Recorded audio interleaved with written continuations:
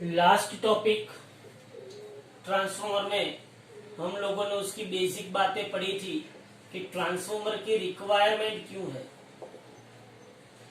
Transformer की requirement क्यों है। अब हम ट्रांसफॉर्मर के बारे में जो उसका कंस्ट्रक्शन है वो पढ़ेंगे और उसके ऊपर से उसका इक्वेशन डिराइव करेंगे। ट्रांसफॉर्मर में बेसिकली क्या होता है कि अल्टरनेटिंग वोल्टेज को हायर से लोअर या तो लोअर से हायर किया जाता है।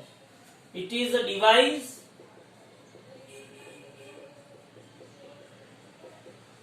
टू चेंज और ट्रांसफॉर्म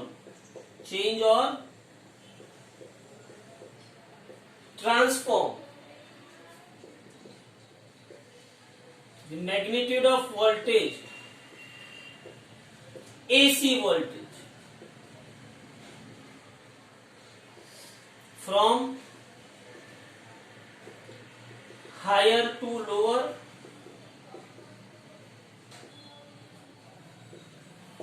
और lower to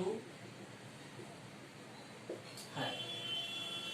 वो एक डिवाइस है जो वोल्टेज को स्टेप अप या मतलब कि अप डाउन वोल्टेज को अप कर सकती है और अप वोल्टेज को डाउन कर सकती है। अब उसका अगर हम कंस्ट्रक्शन देखें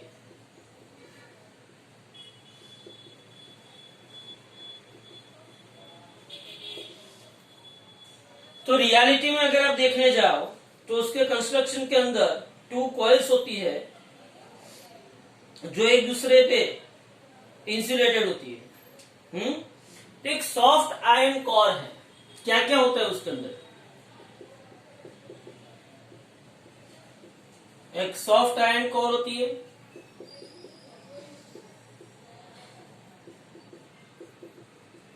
टू इंसुलेटेड कॉइल होती है।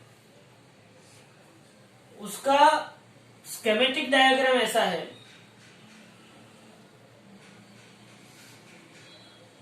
कि एक सॉफ्ट आयरन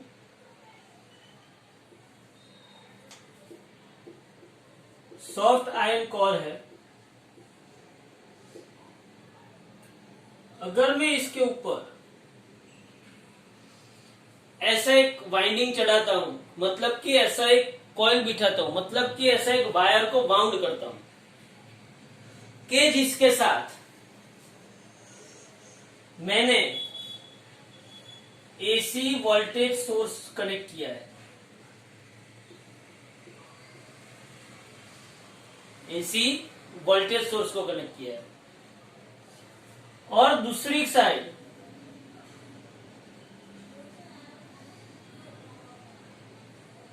यहां पे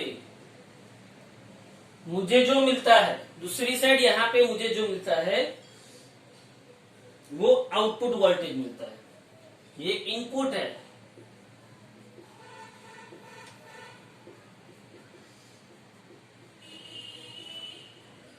आउटपुट एसी वोल्टेज। इसको हम प्राइमरी लूप बोलते हैं, प्राइमरी कॉइल बोलते हैं। और इसको क्या बोलते हैं? सेकेंडरी कॉइल बोलते हैं। बराबर। प्राइमरी कॉइल जो होती है, सपोज कि प्राइमरी कॉइल के नंबर ऑफ टर्न्स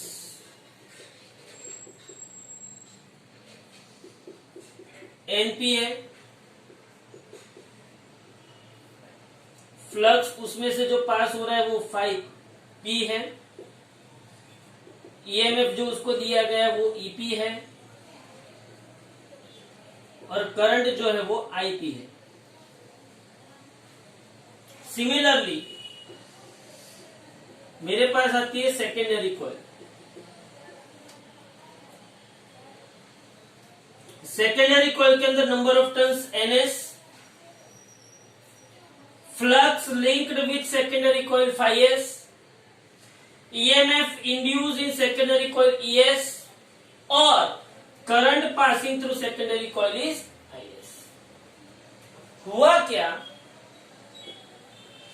हुआ क्या कि यहां पे जब मैं एसी वोल्टेज सोर्स को इनपुट करता हूं तो यहां से जब ये कॉइल में से करंट पास होता है तो आपको पता है कि जब कॉइल में से या तो सोलेनोइड में से करंट पास होता है तो उसके आसपास मैग्नेटिक फील्ड क्रिएट होती है और ये जो मैग्नेटिक फील्ड क्रिएट हुई उसकी जो मैग्नेटिक फील्ड लाइंस है वो soft iron core particularly ferromagnetic material में से पास होके सेकेंडरी कॉइल के साथ लिंक होती है। किसके साथ लिंक होती है? सेकेंडरी कॉइल के साथ। मतलब कि यहां पे करंट पास किया, उसकी मैग्नेटिक फील्ड लाइन सेकेंडरी के साथ लिंक हुई। अब ये कैसा वोल्टेज सोर्स है? AC voltage source. मतलब करंट भी कैसा होगा? एसी होगा। मतलब कि यहां पे एसी वोल्टेज सोर्स की वजह से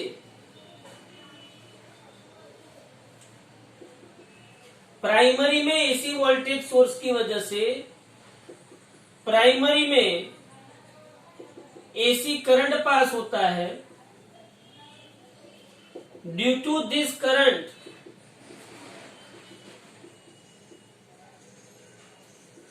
magnetic field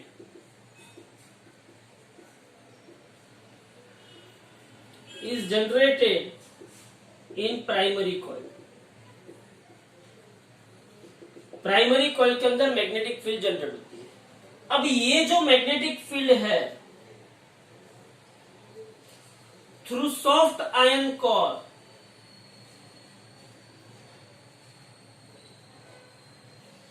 this magnetic field lines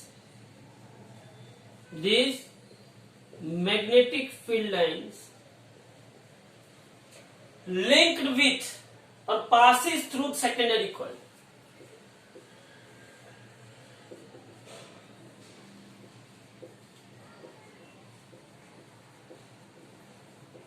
secondary coil. जब ये मैग्नेटिक फील्ड लाइन सेकेंडरी में से पास होती है, जब ये मैग्नेटिक फील्ड लाइन सेकेंडरी में पास होती है, now due to AC current change in magnitude of current,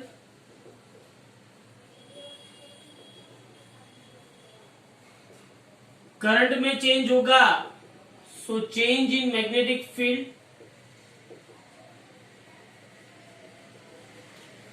magnetic field में चेंज होगा तो सेकेंडरी के साथ लिंक्ड मैग्नेटिक फ्लक्स में भी क्या होगा? चेंज।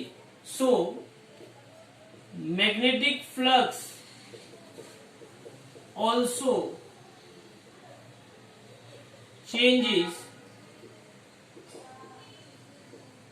या तो मैं ऐसा लिख सकता हूं, flux linked with, so magnetic flux linked with secondary, magnetic flux linked with secondary also। अभी सेकेंडरी कॉइल में से जो मैग्नेटिक फ्लक्स है वो चेंज हुआ। So according to Faraday's law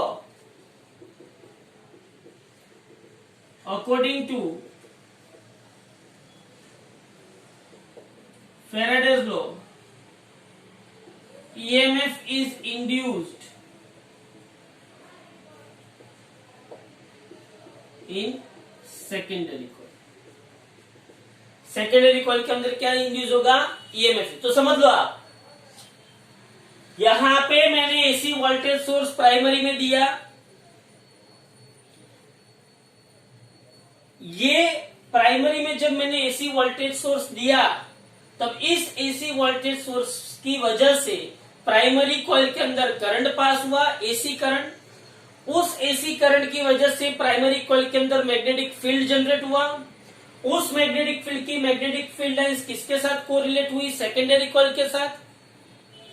अब ये सेकेंडरी कॉइल में से मैग्नेटिक फील्ड लाइंस पास हुई, इसलिए सेकेंडरी में क्या पास हुआ? फ्लक्स। सेकेंडरी में से क्या लिंक हुआ? फ्लक्स। तो magnetic flux linked with secondary coil. अब ये एसी करंट है, एसी करंट है तो एसी करंट का मैग्नीट्यूड चेंज होता रहता है with respect to time. AC current का मैग्नीट्यूड चेंज हुआ तो प्राइमरी के अंदर जो मैग्नेटिक फील्ड है उसमें भी चेंज हुआ, वो मैग्नेटिक फील्ड में चेंज हुआ तो सेकेंडरी के साथ जो मैग्नेटिक फ्लक्स था लिंक उसमें भी चेंज हुआ, और वो मैग्नेटिक फ्लक्स में चेंज हुआ, इसलिए according to Faraday's law secondary के अंदर ईएमएफ इंड्यूस होता है। बोलो इतना पता चला कि नहीं चला? हाँ, सेकेंडरी के अंदर क्या इंड्यूस होता है? ईएमएफ। अब ध्यान से now induced EMF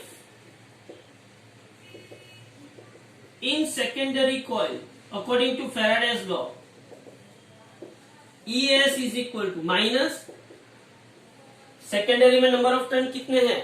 NS minus NS D phi S by dt। E is equal to minus N D phi by dt।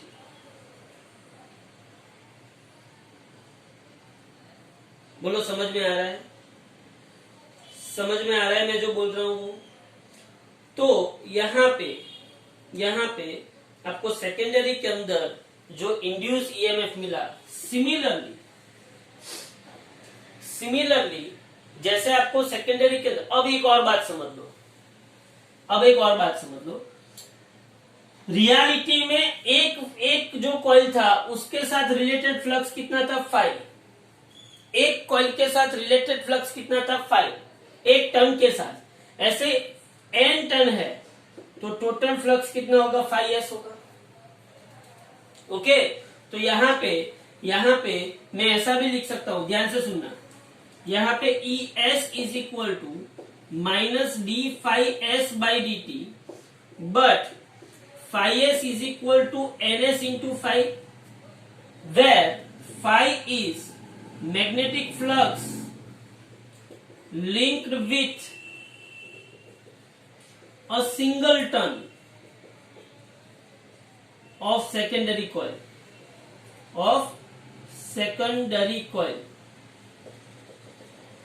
so ES is equal to minus D by dt। phi S क्या है? NS into phi है, तो ES is equal to minus NS d phi by dt, equation number 1।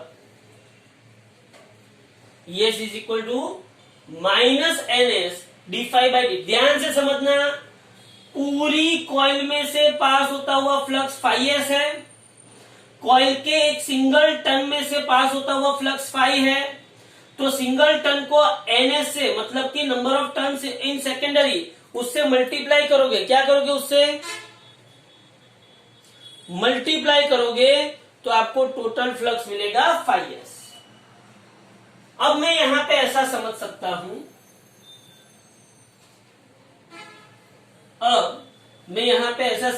हूं, ये मुझे equation 1 मिला। Equation 1 क्या कह रहा है? ES is equal to minus NS, ES is equal to minus NS d phi by dt, ये इक्वेशन नंबर 1 है। Similarly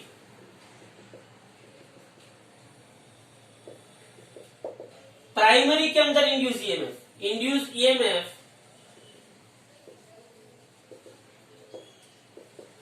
in primary coil EP is equal to minus NP d phi by dt, equation number 2। हम equation 1 और equation 2 को divide करेंगे।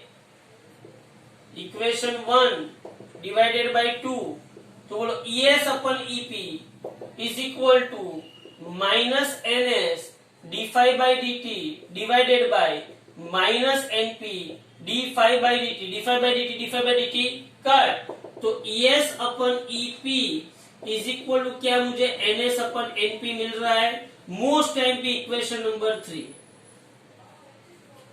ES upon EP is equal मुझे क्या मिल रहा है? NS upon NP।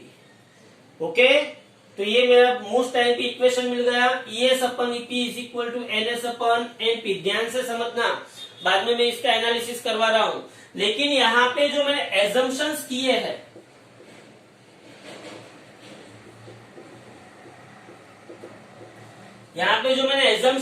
वो क्या किए? ध्यान से देखो, एजम्पशंस क्या है? पहला एजम्पशन ध्यान से देखो क्या है कि primary resistance and current are small. पहला assumption, primary resistance and current are small, ये पहला एजम्पशन है। दूसरा एजम्पशन क्या है?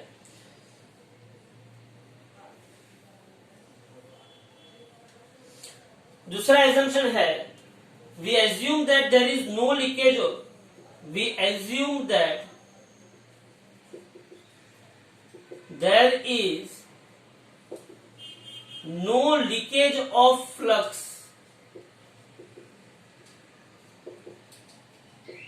so flux linked with primary is equal to flux linked with secondary. यहां पे हमने एजम्पशन किया है कि कोई भी फ्लक्स लीकेज नहीं हो रहा है। यहाँ पे जितनी मैग्नेटिक फील्ड लाइंस प्राइमरी में से जनरेट होती है वो सभी मैग्नेटिक फील्ड लाइंस सेकेंडरी में से पास होती है। नो फ्लक्स लीकेज का मतलब क्या है? नो फ्लक्स लीकेज का मतलब क्या है? जितनी फील्ड लाइंस प्राइमरी के साथ लिंक हुई उतनी ही फील्ड लाइन सेकेंडरी के साथ लिंक होगी। मतलब जितना फ्लक्स प्राइमरी को मिला उतना ही फ्लक्स हम सेकेंडरी में से पास करेंगे। ओके। और तीसरा assumption, secondary current is very small. ये तीन एजम्पशन हमने यहां पे किए, बराबर। अब हम ये एक तरीके, अब हम ऐसा बोलेंगे कि भाई ट्रांसफॉर्मर का इनपुट में और आउटपुट में पावर सेम है, मतलब कि ट्रांसफॉर्मर की एफिशिएंसी 100% है। We are talking about 100% efficient transformer. We are talking about 100% efficient transformer. हम 100% efficient transformer की बात कर रहे हैं। That is input power is equal to output power. That is power in primary is equal to power in secondary. हम input power and output power को equal बताते हैं तो मैं उसके लिए लिख सकता हूं पावर का इक्वेशन प्राइमरी के अंदर ईपी आईपी, पावर का इक्वेशन ईआई होता है, इज इक्वल टू सेकेंडरी में ईएस आईएस। तो मैं यहाँ पे लिख सकता हूं ES upon EP is equal to IP upon IS. तो ये मेरा आ गया इक्वेशन नंबर 4। तो इक्वेशन 3 एंड इक्वेशन 4 को कंबाइन करो। फ्रॉम इक्वेशन 3 एंड 4 मैं ऐसा लिख सकता हूं कि ES upon EP is equal to NS upon NP is equal to IP upon IS is equal to phi S upon phi P। Most type equation. अगर आपको ये इक्वेशन याद ना रहे तो कैसे याद रखना है वो भी मैं आपको बताता हूं। देखो,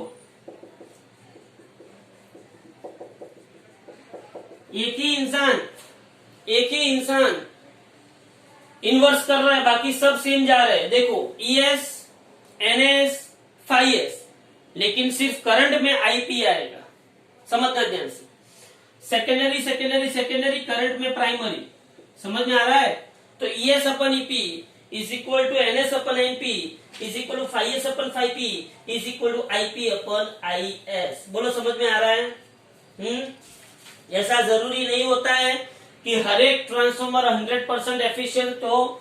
नॉर्मली हम लोग ट्रांसफॉर्मर की एफिशिएंसी 95% तक ले जा सकते हैं, बराबर। 100% कुछ ना कुछ तो फ्लक्स लीकेज मिलता ही है। लेकिन ये इक्वेशन आपके एनसीईआरटी के सिलेबस के मुताबिक आपको हर एक जगह पे ये इक्वेशन अप्लाई करना है और कोई टेंशन लेने वाली बात नहीं है। बोलो ये इक्वेशन समझ में आया? ES upon EP is equal to NS upon NP is equal to 5S upon 5P is equal to IP upon IS। बोलो क्लियर हुआ ये? क्लियर हुआ? तो आगे बढ़ते हैं step up transformer and step down transformer के लिए। ध्यान से देखो, step up and step down transformer क्या कहते हैं।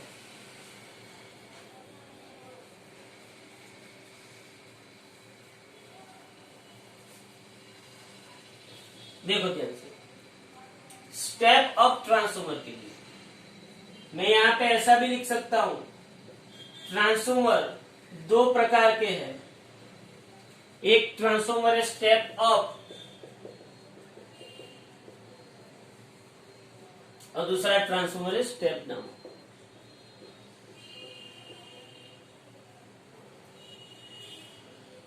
स्टेप अप ट्रांसफॉर्मर के अंदर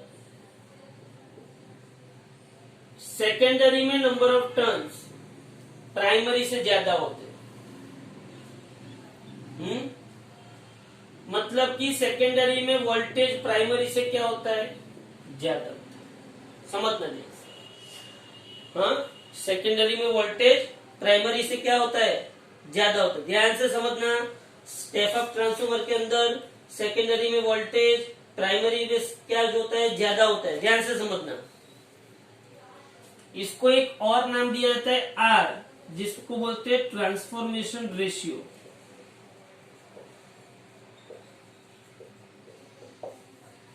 आर जिसको बोलते हैं ट्रांसफॉर्मेशन रेशियो। तो अगर मैं यहां पे लिखना चाहूं तो ES greater than EP, so ES by EP greater than 1, NS by NP greater than also. समझना ध्यान से, देखो अगर सीधी सी समझो कि NS ग्रेटर देन NP है, here NS greater than NP, so NS upon NP greater than 1 हुआ। But NS upon NP क्या है, ES upon EP। But NS upon NP क्या है, ES अपन EP, सो ES upon EP also greater than 1। ES upon EP greater than 1, तो ES greater than क्या होगा, EP। मतलब कि प्राइमरी से वोल्टेज क्या हुआ, बढ़ा। अब NS upon NP, ES upon EP reality में क्या है, R। तो ये MCQ में बहुत बार पूछा जाता है कि स्टेप अप ट्रांसफॉर्मर जो होता है उसका ट्रांसफॉर्मेशन रेशियो ग्रेटर देन 1 होता है। बोलो समझ में आया? सिमिलरली स्टेप डाउन के लिए सेकेंडरी में नंबर ऑफ टर्न्स प्राइमरी से क्या हो गए, कम। तो secondary upon primary less than 1 हुआ। But NS upon NP is equal to क्या हुआ, ES अपन EP। क्या हुआ, ES अपन EP। तो बोलो ES upon EP less than 1 हुआ, तो ES लेस देन हुआ, क्या हुआ, EP। तो ये स्टेप डाउन ट्रांसफॉर्मर हो गया, तो उसमें ट्रांसफॉर्मेशन रेशियो क्या होता है, लेस देन 1 है। ये हमने जो लिखा ध्यान से समझना है, MCQ के लिए फॉर MCQ ध्यान से समझना। अगर आपको ऐसा पूछे कि आइडियल ट्रांसफॉर्मर है, कैसा ट्रांसफॉर्मर है, आइडियल ट्रांसफॉर्मर है, ध्यान से समझना, आइडियल ट्रांसफॉर्मर है तो input power is equal to output power. देखो MCQ के लिए आइडियल ट्रांसफॉर्मर जो होता है, कौन सा ट्रांसफॉर्मर, आइडियल ट्रांसफॉर्मर, उसमें input power is equal to क्या होता है, output power. Input power is equal to output power.